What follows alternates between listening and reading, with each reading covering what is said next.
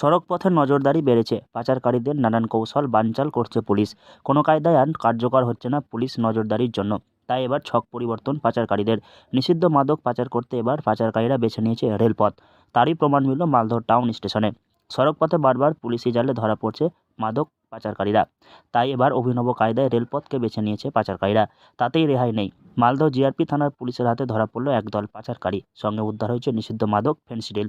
দূরপাল্লার ট্রেনে ভিআইপি ব্যাগে করে পাচারের চেষ্টা ফেনসিডিল। জিআরপি থানার পুলিশের তল্লাশিতে উদ্ধার 5 ব্যাগ ফেনসিডিল। এই ঘটনায় রীতিমতো চক্ষু চড়ক গাছ হয়েছে পুলিশের। কারণ পাচারকারীরা ভিআইপি ট্রলি ব্যাগে করে ফেনসিডিলগুলি নিয়ে যাচ্ছিল। মালদহ জিআরপি থানা পুলিশ সূত্রে জানা গিয়েছে, পাচারকারীরা বাংলাদেশে পাচারের জন্য নিয়ে যাচ্ছিল নিষিদ্ধ মাদকগুলি।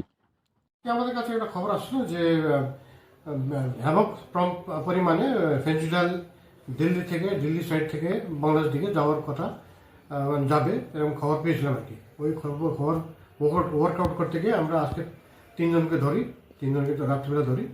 ওদের কাছ থেকে আমরা 5টা ব্যাগ পেয়েছি। 5টা ব্যাগের মধ্যে করিবন 900 বোতল ফেনসিডিল কফ সিরাপ ছিল। ওটাকে আমরা ধরতে পেরেছি আর তিনজনকে আমরা অ্যারেস্ট করতে পেরেছি। এদের বাড়ি? এরা তিনজনেরই বাড়ি বিহারে। এরা মানে দিল্লির দিল্লি থেকে আসছিল, এখানে মাদক নেমে আবার ওই দক্ষিণ দিনাজপুর হিলি সাইড দিয়ে যাওয়ার ওদের প্রোগ্রামটা ছিল, যেটুকু আমি বুঝলাম। ওটা বাংলাদেশ দিকে যাওয়ার কথা। তার আগে জিআরপি থানার পুলিশের হাতে ধরা পড়ল মাদক পাচারের বিরাট চক্র। বাংলাদেশ পাচারের আগে প্রায় 900 বোতল নিষিদ্ধ ফেনসিডিল উদ্ধার করল পুলিশ। ঘটনায় পুলিশ আটক করেছে 3 জন বিহারের বাসিন্দাকে। তদন্তের স্বার্থে পুলিশ অভিযুক্তদের নাম জানায়নি।